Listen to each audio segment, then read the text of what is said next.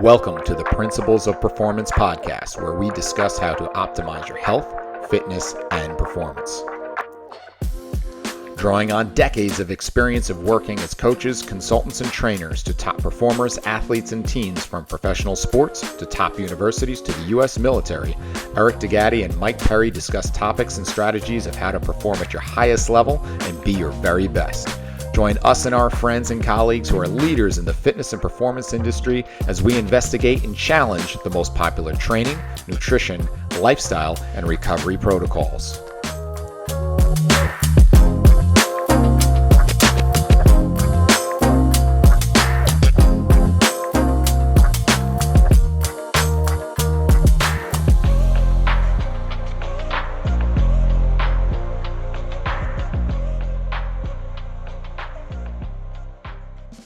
And away we go. Here we are with the Principles of Performance podcast. I'm your host, Eric DeGatti, along with my friend and co-host, Mike Perry. And Mike, we have an awfully special one today. And look, today is important for several different reasons. I mean, first of all, the hair as usually looks phenomenal, and that's just pure jealousy on my part. But guys, we've got Dr. Lee Burton from FMS. He's been a mentor to us through FMS for such a long time, and we are excited to have him on. But I don't want to steal the thunder, so Eric, go ahead and let's finish up with not finish up, but let's get everybody introduced with this bio.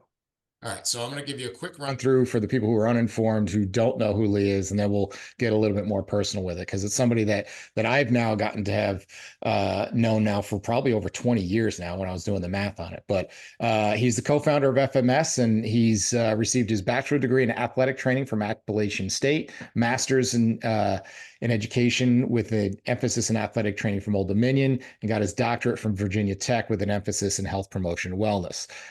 He's a certified athletic trainer through NATA and strength and conditioning coach through NSCA, and he's presented anywhere and everywhere on a bunch of different topics, and he's consulted with NFL, NHL, MLB, NBA, government, military stuff, the Cooper Mayo clinics, you name it, on everything. He's the driving force on kind of what FMS, what it is today, along with Gray Cook. And as you mentioned, Mike, he's not only been a friend but a mentor to us. And we've been talking a lot about mentors lately, and one of the things that they do is they kind of they discover something you didn't know you had, and they'll kind of push you to do that. And sometimes they'll reinforce good behavior. Sometimes they'll reinforce a bad behavior. So a quick little intro of, I met Lee, I want to say it was like late 90s. I don't know if the FMS was really the FMS just yet. It was kind of the Reebok movement screen as I knew it through Gray and like old VHS tapes, and met Lee presenting on it at a conference. And then I was that really annoying guy that just wouldn't let him leave, and like hung up with him like out in the hallway for a while, and got his information, and then just was an absolute nuisance to Lee, and just kept, reaching out to him. Finally said, "Hey, we got a course." It was one of the first FMS courses. It was up in Secaucus, New Jersey. I took my whole staff there, and then I really leaned in. And then I'm like, I want to get involved. I want to get involved in this thing.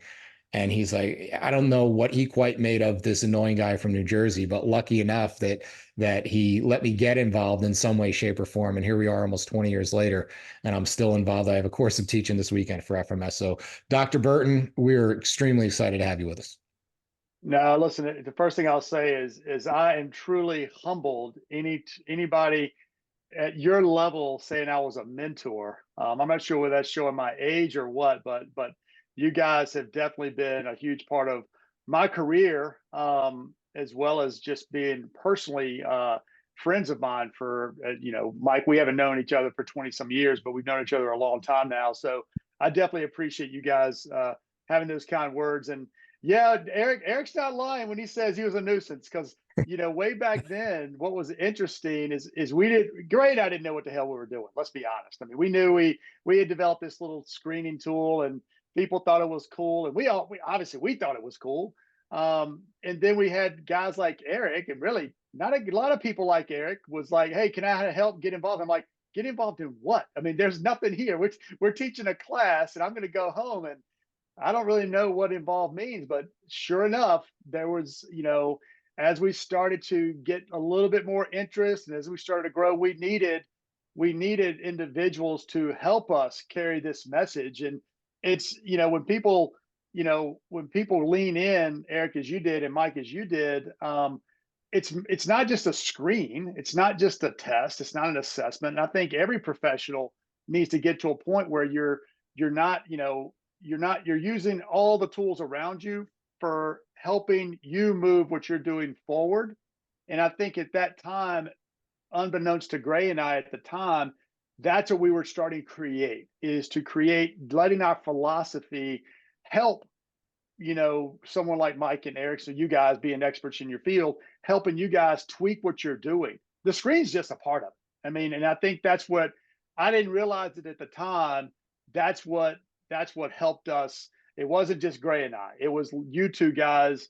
And again, we want to get past a little bit of this blowing, kissing, patting each other on the back a little bit.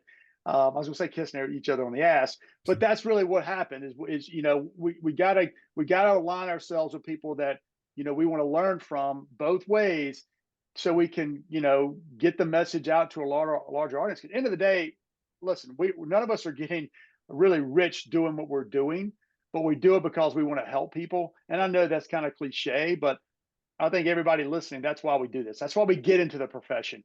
Hopefully we will make money doing it, but none of us got in this profession thinking we will be making a lot of money. Yeah. So the lesson there is there's a fine line between being persistent and being a pain in the ass, and I cross it regularly.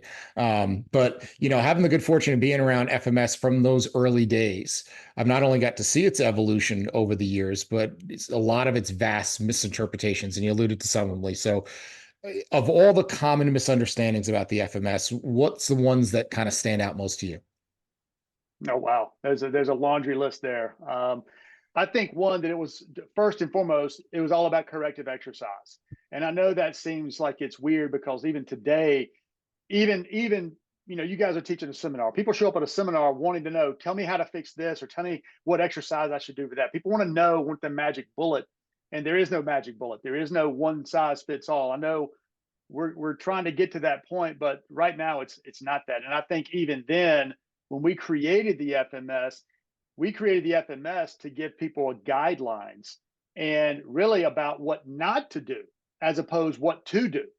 And that's the big misconception I see, that, and honestly, I think Gray and I failed on that early on, is we didn't talk about that enough, because all the questions we were getting about how to fix my squat, how do I get my ankle moving better? We're like, well, the first thing you need to fix your squat is stop squatting, right? So that was a big misconception. And then you get on into what some of the research started saying as far as injury risk and injury prediction. Really, a lot of people, again, part of Gray and I's message early on was misinterpreted, because listen, let's be honest, I was going out, and even to this day, I still go out and say the FMS is designed to be an injury prevention tool. Now, take that for what it's worth. Everything we do as professionals is to reduce injuries. I don't care what you're doing. You're stretching somebody out, you're making them stronger to reduce injuries. And the FMS was designed to do that, not when you're playing on the field or court. It's designed to help you reduce injuries, to make you more resilient, but really reduce injuries in the weight room while you're training. To going back to my other big misconception, saying, what should you not do? Well, if you got poor shoulder mobility, you got poor hip mobility, there's certain exercises that you should avoid until you get those better. So when the research started coming around saying, well, in certain populations, the FMS scores and how it relates to injuries really doesn't do that. You really doesn't predict injuries. And all of that got really wrapped around. And I'll tell you, I get the emails, and people to this day will come to me and say, well, the FMS doesn't work. I'm like, my next thing is, what do you mean it doesn't work? What are you trying to make it do? And if you're trying to make it predict who's going to get injuries during a basketball game, well, then it's really not designed to do that. And I think that's where, as it got popular, and you guys know this, you guys been in Brown for so long, as it got popular, as the message got more and more watered down from Gray and I and you guys. So, and I think I started to realize that early on. And quite honestly, and this is interesting, most people don't realize this, that's what the real genesis was of Gray and I developing the online education. We had developed our online education, I think it was 2011, 2012. We had it online. I mean, we were doing it through YouTube. And back then, all that was new. I mean, 13, 14 years ago. We created that online education, and right after I went and presented internationally. So we're like, all right, this stuff is getting internationally. We're already getting misrepresented here in the US. We start going around the world teaching, we're really going to get misrepresented. So we created the online education so you could hear our message from us. And a lot of people think, well, you guys are just trying to do the business side. Listen, to be honest, it's good for business, but that wasn't what we're not business guys. That wasn't what it was. I know that's a long answer to get back to your question, but that's really what we were battling from day one. And again, this is something that we built from nothing. And seeing it to get to this point, there's been a lot of misrepresentation, misconceptions. Again, another reason having to get with guys like you to help us get the message out the right way. So you had mentioned just using the FMS as just a tool, right, to reduce injuries. But we need to talk about the difference between identifying potential risk and actually predicting injury. So can you just clarify what the difference is, the main key differences is between the two are? Yeah, Mike, and honestly, I can't say this enough. Every time I try to speak now, I want to make this point. First and foremost, in the researchers, and I get hammered because I have a PhD. I know enough to know that I don't know a lot when it comes to research, but I can tell you this: you can't predict injuries, period. I can't determine when you're going to go play a sport and sprain your ankle. Shit can happen. So we can't predict that. Just like you can have all of the things wrong with you. You can be overweight, you can smoke, you can sit around the house and not do anything and live to be 85 and never have a heart attack, never have any major issues just because you got great genetics. However, very next person basically doesn't exercise and is overweight, they have a heart attack. So we can't predict a lot of these things. And I think that's a big thing that people get wrapped up in. It'd be awesome if we could. Believe me, everybody's searching to see, how can I predict who's going to get hurt? That's what all the data, all these data analytics and all this, sports scientists are searching for. But really what we're trying to do is figure out what factors or what characteristics that you have that set you up for injury. And what we have found and what the research is very consistent on, and this goes to anything that you really want to look at as far as, cardiovascular disease, heart attacks. The more characteristics that you have that are poor or bad, the more likely you are to have an injury. So talking about the FMS, there's been plenty of studies. And I would even say, I know for a fact, there's over 20 studies that say if you have lower scores in the FMS, now I'm not talking total scores, I'm talking individual scores. If you have a 0, if you have a 1 on certain patterns, your risk for injury is elevated. So the FMS by itself can be looked at as a risk factor, especially if you take away, if you add pain. And here's the other thing, Mike and Eric, that people don't get. A lot of that research was also done in between really 2008 to 2015, 16. We added the ankle mobility test as part of the screen in 2016, 2017. And most of the research that's being done doesn't include that. Why? Because they're not educated properly. So we added the ankle mobility screen for that reason, because ankle mobility is a risk factor for injuries. So if you've got poor ankle mobility, you're more likely to get hurt. If you got pain on the movement screen, you're more likely to get hurt. If you have significant asymmetries, if you've got poor balance. So these are different factors or characteristics that any one of us have. Now, here's what the research will tell you. If you got one of those, well, your injury risk is elevated. Well, let's be honest. All of us has got a few. All of us has got 1 or 2. But what the research will say is if you got 6 or 7 or 8, once you get to that 7 and 8 mark, your injury risk is significantly elevated. And I think that's what the misconception is, we can all have a few things here and there going on. None of us are perfect. But how many things do you have going on that's wrong is what we need to be looking at. And really, that's what sports science is really trying to do. What are all the things we need to be looking at that sets a person up for having an injury? How much of those stack up? And then which ones can we actually take action on? That's the other thing. Previous injury to me is the most, to me is the one that's also thought about a lot. It's like, if you had an injury in the past, more likely to get injured in the future. That's great to know, but I can't do anything about that. What I need to know is what that injury has left you with. What brings you back to the movement screen? If you sprained your ankle 5 years ago, it's a good chance even today, you maybe have poor balance, you probably got poor ankle mobility. So even though that's an injury risk factor in and of itself, previous injury, I can't take action on that. I got to deal with the things that we as professionals can take action on. So there's a couple things I want to jump in with. One is in terms of the injury risk, in my time when I was with the Giants, we would have at this time of year, you'd have 90 players for their spring program. And there was no way I was going to get to 90 players. And so what the screen did for me is it acted as a filter to say, okay, well, who are the people I need to really be worried about and concerned with here? And so I came up, this is before we had all this stuff. I kind of came up with my own groupings and system where I had groups 1 through 4. And if you were in, group 1, I might not even talk to you again, right? If you were in group 2, you had a little bit higher risk. If I got time, maybe I'll get you. But it's those group 4 guys that had those things like you talked about, that had 1s, that had 0s, that had all these different things. And I remember sitting down with our assistant director, medical director, and giving him the list of high risk players. And I said, well, this was our list of high risk players from last year. And he looked at it and he shook his head and he said, well, shit, I don't want to get on your bad side. He said, not one of these guys finished the season. And so it's not that we had this crystal ball or there was an absolute and it was the only thing.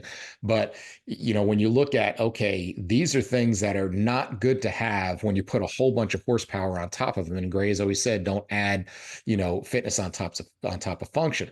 Which now circles me back to something I'm glad you brought up of how early on it was a lot about corrective exercise. And I think part of that was the magic tricks we had, right? Gray would go up on stage and get somebody, you couldn't touch their kneecaps, all of a sudden touching their toes in 10 seconds. Or, I'd be teaching a course and show somebody how to diaphragmatically breathe and their shoulder mobility would improve by 4 inches. And people got enamored by that. And they thought, well, that's what this is all about, is the magic tricks, not understanding, well, why do they have this in the first place? And then how am I going to make sure that this actually sticks? Meaning that this is a temporary fix. You don't really own that new motion. You're just kind of renting it. And it's really about smart programming. So, I've even gotten away from even using the term, quote unquote, corrective exercise. It's really just helps make your decisions in your programming. Yeah, and that's really why I like what you all have created, because again, we've got one little slice of the pie with what Gray and I look at ourselves as being, quote unquote, experts in. We're just giving you, and I said it, we're giving you some guidance. At the end of the day, you got to create a workout and a program for someone using all of the different pieces of information you have. As you said, Eric, make the best decision. The FMS is just one of those pieces that can start you off in a certain direction. But we all know one more so now than ever, moving is a behavior. So it's going to change day to day based off what you're doing.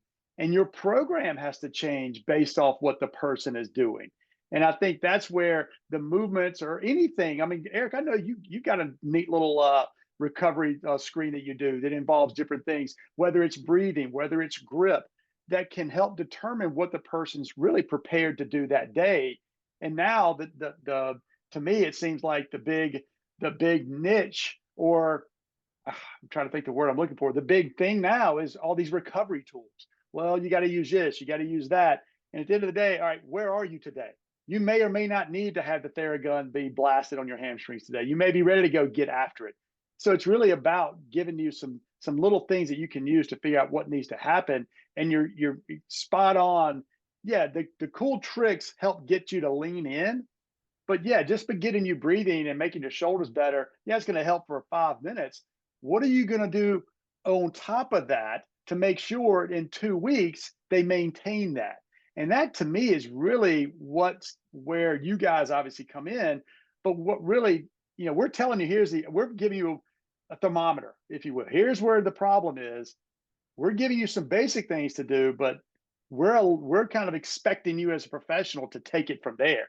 And I think honestly, guys, that's been one thing that's been good for FMS, but also has been a little bit limiting for FMS because we made a conscious effort, I would say, not to get into that space because one, we didn't want to be, there's a lot of things you need to do. And that's where you guys have come in and brought your own, kind of how to design programs and the philosophy that goes along with that. We just are giving you kind of a barometer of where you are. Absolutely, absolutely. So the FMS, it's evolved over the years, and whether it's the testing protocols or starting to incorporate other systems like SFMA, Y Balance, FCS, and a bunch of mods over the years. How have those systems complemented one another throughout the years? Yeah. So what a lot of people probably don't realize is the SFMA really was the foundation to build the FMS. So it was harder, honestly, to build the FMS than the SFMA. And here's why.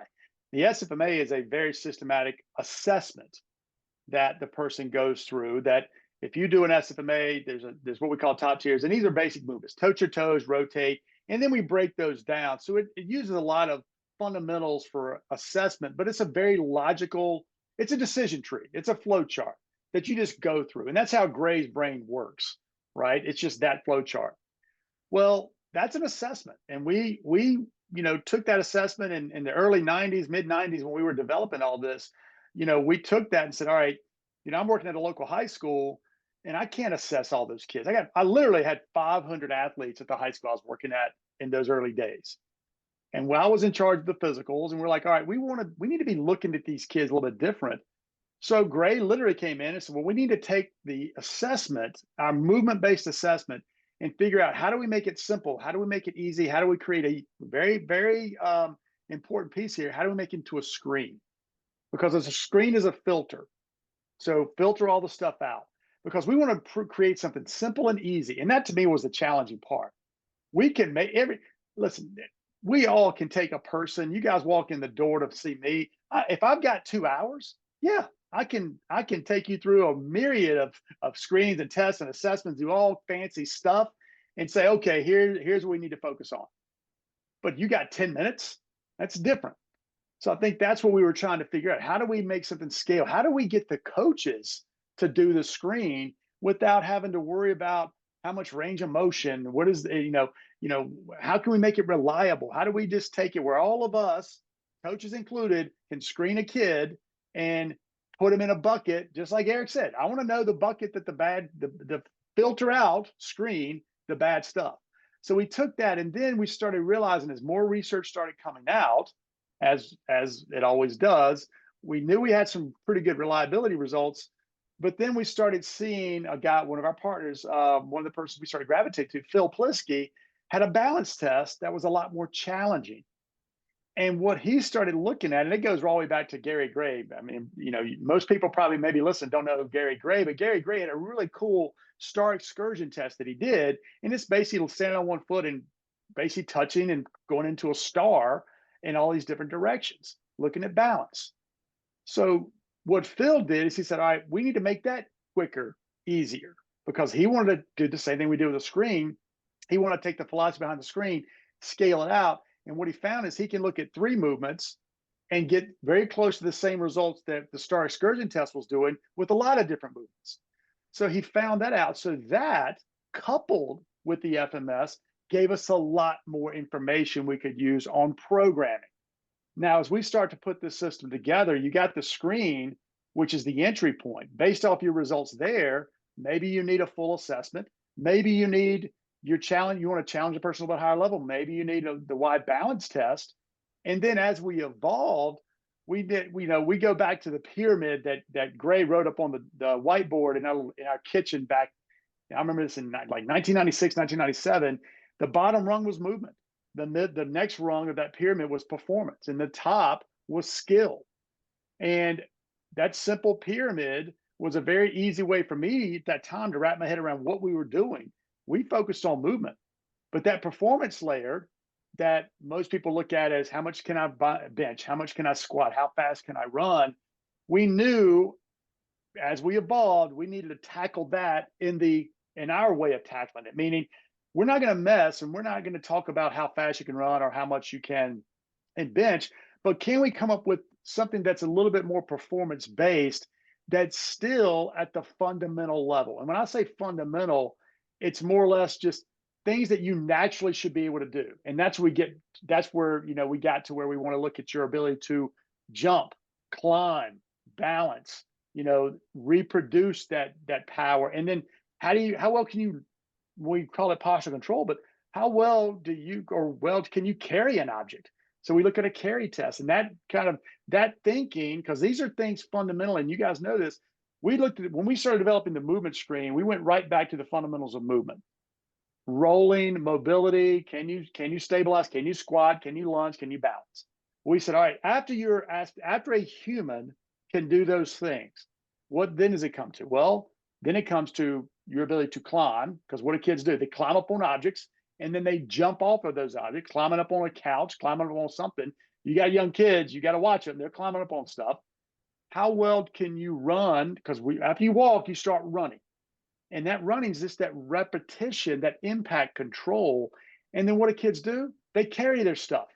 So we looked at those are natural things that occur, but now they're doing it under an organized situation.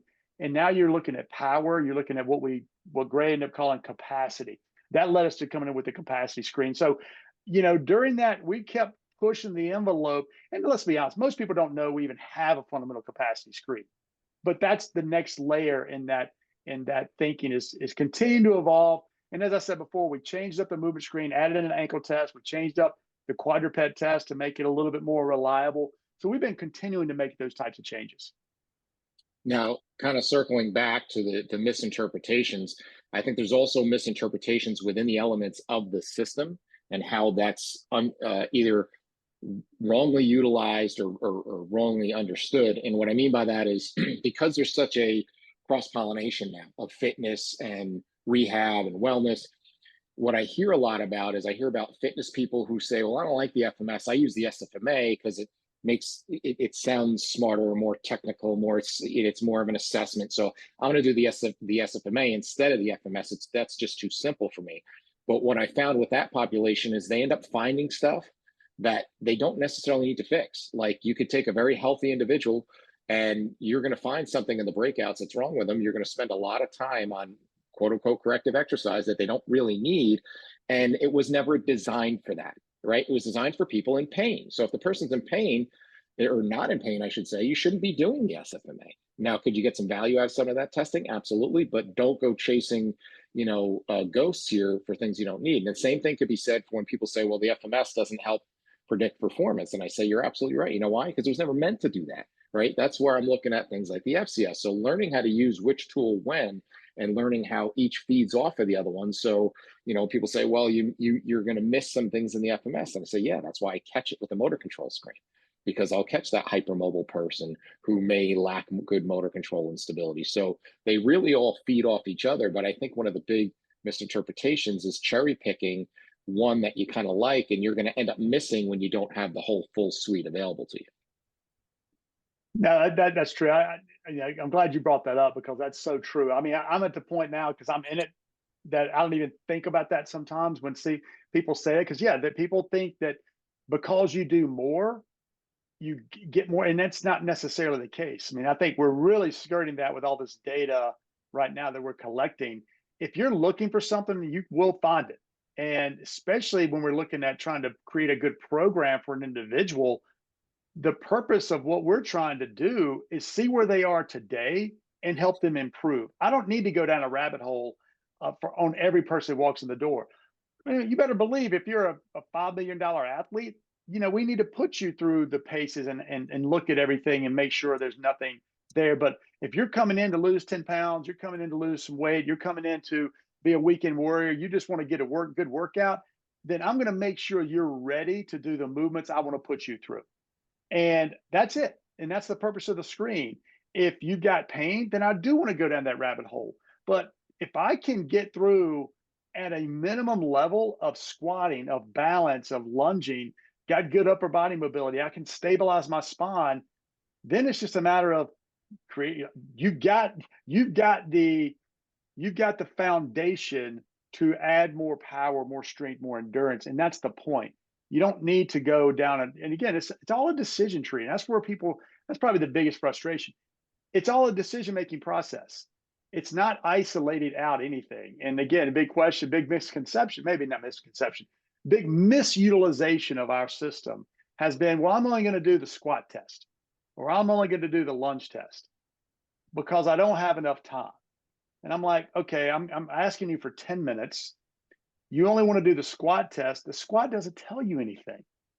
That's been probably the most frustrating thing. I'll tell you right now, looking back on all this, it goes back to the late 1990s when Gray and I were starting to present this, and Eric was probably one of the guys sitting in the audience, and people started looking at, wow, that overhead squat is a really cool test. And then it got into the NASM as part of their certification process, and everybody just assumed all I got to do is an overhead squat. And the overhead squat doesn't give you much more information other than can you squat or not. It doesn't tell you if you got an ankle mobility problem. They'll like to say it does, but we have data and we got biomechanical data. It may or may not. You may have an ankle mobility problem if you can't squat. You may have an ankle mobility problem. We don't know. That's why you need to look at all of the tests. You have to look at different postures and positions in order to make a better decision. And that's where one of the things people miss, not just whether you squat or not, but a decision-making process. And every professional should be doing that. You're collecting this data so you can make a decision, whatever that data is. If you're just collecting data and don't make a decision off of that, why collect it? Hey, everybody, a quick break in the action here. Hope you're enjoying the show and we appreciate you listening. We're working hard to bring you the highest quality content and best guests every single week. So if you could do us a big favor and go and like and subscribe to the show on whatever platform you get your podcasts on, it would be greatly appreciated. Be sure to listen at the end of the show also to find out more information about our courses, as well as a special discount code for all our listeners. Thanks again, and let's get back to the show. One more follow-up is I always tell the story when I teach about the whole more information thing. So what kind of originally drew me to the FMS is I had already done internships with Poliquin, with Czech. My brother was a PT, going to PT school, so I would steal his Shirley Sarman books and Yonda and all this stuff. And so I had this really cool in-depth assessment that I was doing on fitness people that took like almost an hour and a half. And the two revelations that I had was, one is when I really sat back objectively and I said, okay, am I really using all this information? Like, it was really cool to get the goniometer out and know exactly how many degrees of glenohumeral external rotation you had, but it wasn't really changing my programming that much. And then the second thing was, as I opened up my facility around that time, I need to be able to scale, and my entire staff didn't have my skill set. So what I said was, let's get something that's an entry point, that's a filter. And I said, this FMS thing may be what we need. And that's why we all went to the first course. And I said, all right, let's do this then. Here's what we're gonna do. Because it used to be everybody had to see me first for the assessment, and then I would then send them to my staff. Well, that I became the bottleneck in the system. So I said, let's try this. Let's see if you guys do the FMS. And then when you find somebody that you can't figure out with that, then kick them up to me for an in-depth eval. Well, what happened is the better we got at the FMS, I basically became obsolete. And I was only there for, like you said, those handful of people that were those special cases. You know, Gray talked about the 80-20 thing. It was probably even more a 90-10 play, that maybe those 10% of people that it didn't figure out, I was there and I had that catch system. But for the vast majority of people, they didn't need much more than that because they were just coming in for fitness. So that was the biggest revelation I had to explain to people. I was collecting all this information and it wasn't necessarily any better than what I was getting from the 10-minute screen. No, I mean, honestly, Eric, that was the reason we gravitated to you. I mean, we saw it working and kind of how we wanted to work, but that's exactly how we envisioned it working. And, you know, at the end of the day, our goal should be for all of us, and it's not. Our goal should always be collect as little information as possible so you can make a better decision. And too often professionals, especially now with all the technology and all this ability to collect this information, people just get so overwhelmed collecting all this. It should be, I want to get as little information as I need so I can make a better decision. And so I'll give you a good example. Right now, let's say if I've got a group of firefighters and the fire chief comes to me and says, Lee, I want to know who's at most likely get injured. I can tell you who's most likely to get injured. And all I need to do is I can take your grip strength, I can take your ankle mobility, and I can have you balance. And again, 3 things right there. And I can tell you who's most, and then again, I can collect more data and I can zero it in even more. But if you tell me on my expertise, that's all I would need. And I can tell you these guys over here who have poor ankle mobility, poor balance, and poor grip strength, they're more likely to get hurt, because grip strength is also related to obesity. So I can make all those relationships, but that doesn't tell me how to fix them. And that's different. So if the question is, and goes back to the injury risk question you asked, Mike, if the question is, How do I determine who's at most injury risk? Well, I can do a few things to tell you that, but that's all I know. It kind of goes back to what both of you guys have said. I don't know what those people need. Yeah, I could say, yeah, the person who's got poor ankle mobility needs more ankle mobility. Well, maybe their balance is what they need as opposed to ankle mobility. So it's all those different things. And that's why you have to look at more than just, you have to figure out what's the minimum amount to make programming decisions. And maybe it's not even program, maybe it's recommendations that you need to make. Well, I think in this day and age with technology, we have so many different ways just to gather data, but you're right. Nobody really knows what to do with it. And that's why I love the simplistic approach, because it's like, hey, get this information and here's what you do with it. But let's sort of change directions a little bit and talk about wellness and the FMS and how, you guys are developing or have developed Simeo. And can you tell us a little bit about Simeo and your target audience and sort of who that's for? Yeah, we've been working on this, what we're calling the functional wellness screen, and Simeo takes nobody knows, like, Lee, what is Simeo? And it's really more balance and symmetry, because we've been talking about balance and symmetry. When I say balance, not necessarily standing on one foot, it's more homeostasis. Our body is always trying to become at a place of homeostasis. That's what we're all trying to do. We always want to be balanced out. But this goes back, and people, based off the objective of doing this, goes back to 2016, 2017, where we had gotten over the years common questions, and you guys get these questions too, and you go out and you represent FMS and you teach, and I even alluded to it. What are some tests that I can cut out? How can we scale this better? How do I make it easier? Big question. Hey, I've got an older population group. The FMS is too tough for them. So, and then I don't have enough time. So all these questions kept coming at us, and we kept coming down to, all right, we need to again, what can we do? How do we make it simpler? How do we make it easier? How do we create more time? And we thought about this idea about having the person do something on their own. And that was in 2016, 2017. Can you do a self-evaluation? Now, that was, again, let's figure out how to take all the things we had been doing up to that point and pull from all the things that research had told us, the feedback from you guys. When I say you guys, the people that are that are experts, I would say, in the FMS world, giving us feedback, telling us what's working, what's not working, and not just relying on the research, but let's figure out what can we actually implement, what can be practical to implement it. So that's the route we started going down, to come up with a way that a person at home, zero equipment, and that was probably the biggest battle I had with Gray, is trying to get it to where we didn't need equipment. Because Gray's thinking, and he's got a great point, and kind of giving you some more insight into this, is that by having an obstacle for a person to move around, that's why the test kit's there, then the person is forced up against their barriers. So he always, and it makes sense, like, even if it's a door frame, even if it's something that they need to move around, I'm like, well, great, let's think about a kid in the middle of a basketball court, no equipment. How are we going to do this? And that's kind of where we went to, getting away from the equipment piece, because somebody sitting in an office, somebody sitting, like I said, on a field or court, how do we scale this to 200 people, 1,000 people? We wanted to be something they could do on their own. And that's where we started down that route of doing this self-screen, self-movement evaluation. Now, as we started going down this route, we're like, you know what? This is not challenging enough. We still need the FMS for certain population groups. So this is more of just a general, what we looked at, a general wellness movement screen. So we started looking at also the research, and we started looking at other things that impact movement. So when you look at the research and the other things that impact movement, if FMS wants to be looked at as a movement screening and assessment, leader in the field, then we need to also be considering what improves movement and what negatively impacts movement. So that we already had a breathing screen, because we know breathing positively or negatively impacts movement. It's kind of the chicken or the egg.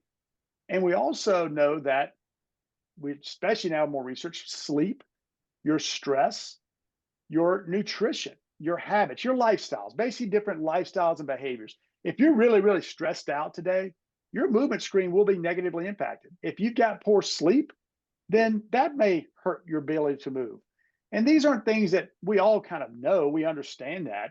So we put all that together and said, just like we do, what is the minimum amount of information we need to collect on both movement and lifestyles, slam them together and prioritize. Because if somebody is not sleeping very well, maybe we need to address that, because we believe that may be the first domino that cannot get knocked over. And by doing that, we looked at this is a much more holistic approach. Let's look at this as being the functional wellness screen. And the target for that, one, because you can do it on your own, it can save you time. So the idea would be, all right, if I'm Mike or Eric, then I can have the person do this at home. So when they walk in the door, I have a little bit more insight into what I may need to focus on. Kind of like the same scenario, Eric, you just described with your staff. If they walk in the door and they are a train wreck, their breathing's screwed up, they pinged our stress score and they're not sleeping very well, and their movements are all out of whack, that's going to change maybe the direction you want to take with them versus the very next person walking in the door. Hey, their breathing's good. They got some poor shoulder mobility. This person really wants to train hard. They're sleeping okay. They're stressed out a little bit, but they really want to train at a high level. Well, that may take a different approach. So it's still working through that logical decision-making process. But the functional wellness screen, we've been working on a long time. It's really about musculoskeletal health. That's really what drove us down that path, trying to see how do we positively impact musculoskeletal health at a scalable, large place. And as you said, Eric, what you did early on, still the goal. So we can segment out the people who are at high risk, that really need our help as professionals, versus the people that may not need that much help. Now, that being said, me personally, in my profession, I have no problem saying this. The person that comes in is doing great. I'm not as good at taking that person and making them better as maybe you guys are, because that's more your world. The person who's a train wreck, I feel like I can get them moving along. So they still need our help. But by having that information, we can now make better decisions and hopefully save us time and still get to where we need to get to and how we're going to help that individual the most. So continuing with the conversation of how FMS has evolved, like you said, it started as just a screen for high school kids to kind of filter out who you have to handle in your training room.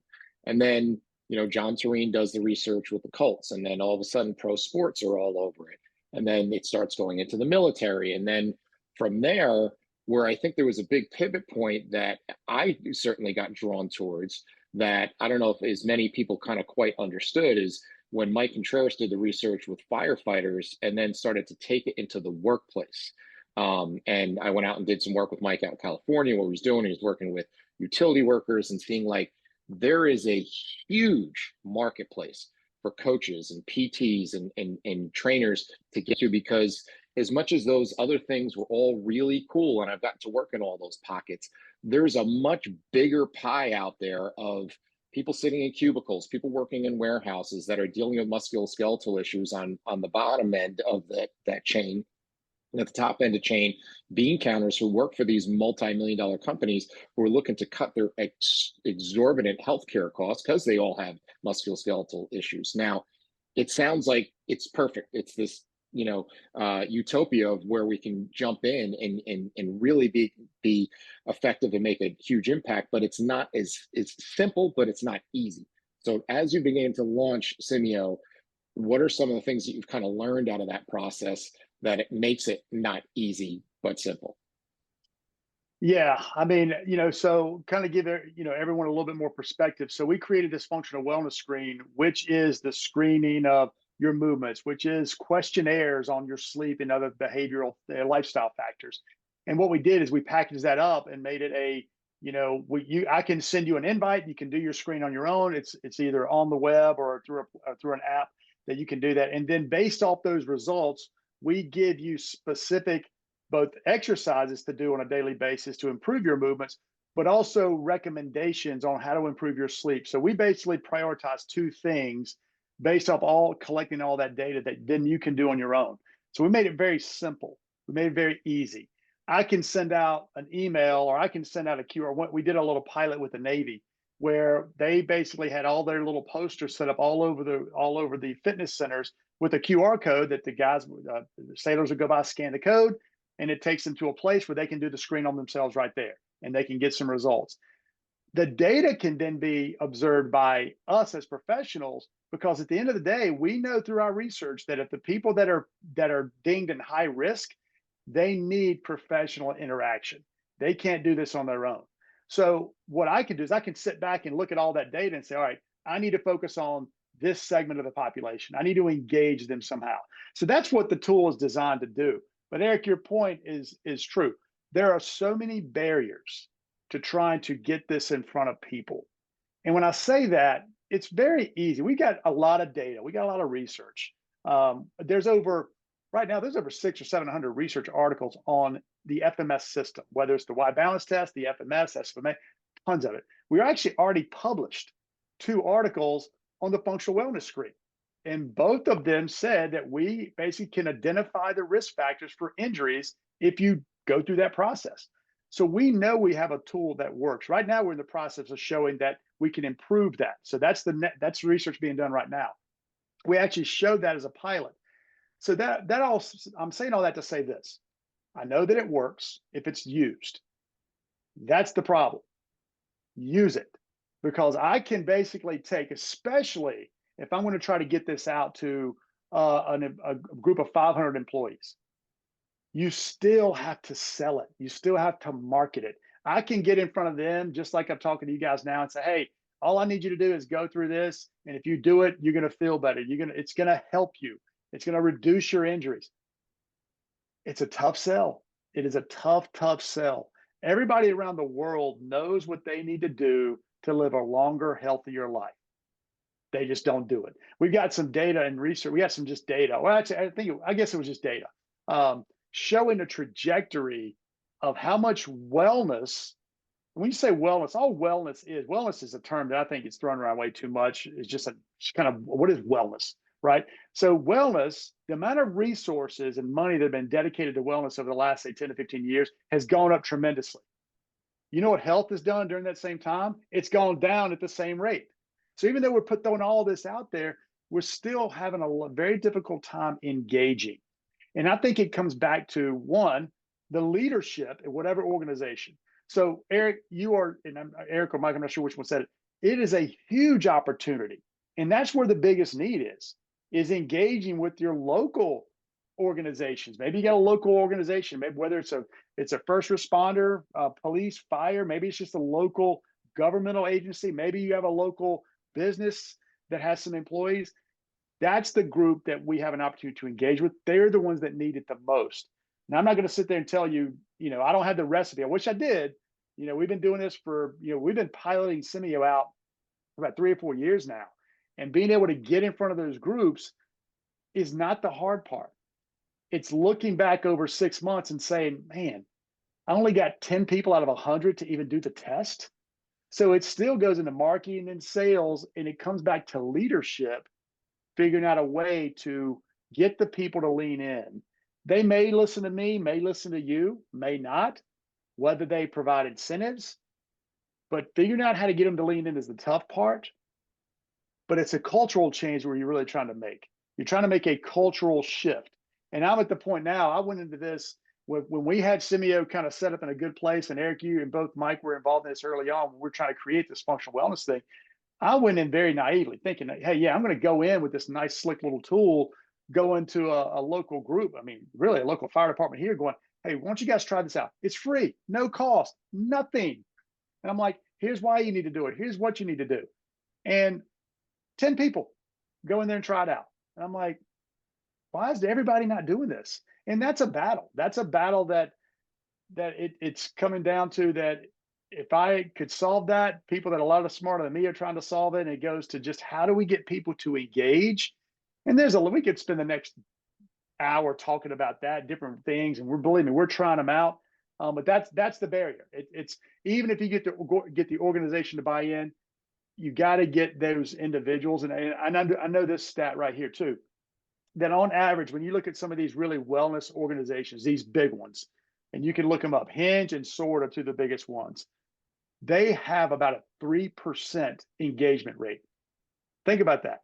So you have 1,000 employees that you're spending all this wellness dollars and resources on, only 3% of them are going to engage in it. And that's just where the numbers are. Now, are there ways that are trying to improve that? You better believe it, because right now, I think what's driving this is how much money is being dedicated to musculoskeletal health. People are missing work. People are having all these problems. People are overweight. So a lot of dollars are being spent on the problems. So right now, people are trying to go upstream to figure out how they can solve this problem. And the bean counters and the people who are run these businesses, yeah, we all like to think they're doing it because they want people more healthy. They're doing it because it's costing them so much money. So things are being dedicated, and somewhere along the line, it's going to start turning. But it's a battle, and that, to me, that's where the battle is. So, speaking of Simeo, is there an opportunity for any interested coaches or trainers or organizations to get involved with Simeo? And if so, how would they go about doing that? Yeah, you can actually. We want obviously. Listen, I do run a business here, so you guys are giving me this opportunity to give me my little plug. So we got our functional wellness screen. You can go on and you can take that course. We're still running a pretty good discount on that. But Simeo, if you go to simeo.com, you go to under products, you can sign up for a free account. It's just a startup, and I would encourage you to just try it out.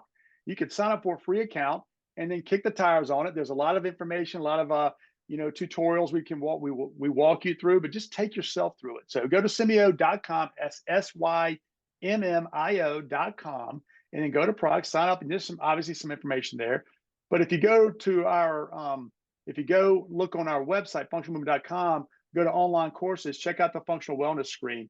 The functional wellness screen is all the philosophy, all the information with which we built the platform on. Simeo is just the platform. Simeo is just the vehicle, and the engine is the functional wellness screen. So I appreciate you guys. Let me plug that. Absolutely. Somebody's got to drive the business over there, because we know it's not Gray. A little insight of how the business dynamic works is that Gray's up in a tree fort right now somewhere, and he's thinking shit up with his whiteboard, and he's going to come down from the mountaintop and drop it on Lee's desk at some point and say, figure out how to sell this shit. And he's going back up into the tree fort for another 2 years in hiding. That's not that far off. That is, I mean, people don't believe that, Eric, but that's not that far off. He'll come in one day and throw something at. He's throwing ideas at me all the time, and they all sound great. But then I'm like, all right, how in the hell are we going to do that? I mean, it's interesting, but that's pretty much the dynamic. Yeah, and in the words of the wise John Tureen, Gray cooked is not scalable. Exactly. That's right. It's tough. It's a battle. No. So this has been awesome. Any final things you want to throw in there, Mr. Perry? No, this was awesome. It was good to sort of hear some of the origin stories and see how everything intertwines. So, I'm good. Lee, thank you so much. And Eric, I'm going to let you close us out. Yeah, absolutely. So I want to thank you for your time today, Lee, and as well as just thank you for everything you've done with us and for us over the years, and hopefully looking forward to another 20 ahead of us. So thank you again. Thank you guys so much for giving me the opportunity. And I hope we see each other soon, man. Absolutely. And we want to thank you all for listening. And this has been the Principles of Performance podcast. Thank you for listening to the Principles of Performance podcast. If you've enjoyed our content, please like and share on your social media outlets, as well as subscribe and give us a review on YouTube, Apple Podcasts, or whatever your preferred platform is to listen to. For more information on the Principles of Program Design courses and workshops, visit us at www.principlesofprogramdesign.com and follow us on all of the social media channels where we post new content every day. To save 10% on any PPD courses, enter the discount code PRINCIPLESPODCAST10 at checkout. If you have any questions we can answer or suggestions for the show, you can email us at info@principlesofprogramdesign.com or message us on social media. Thank you again for your support.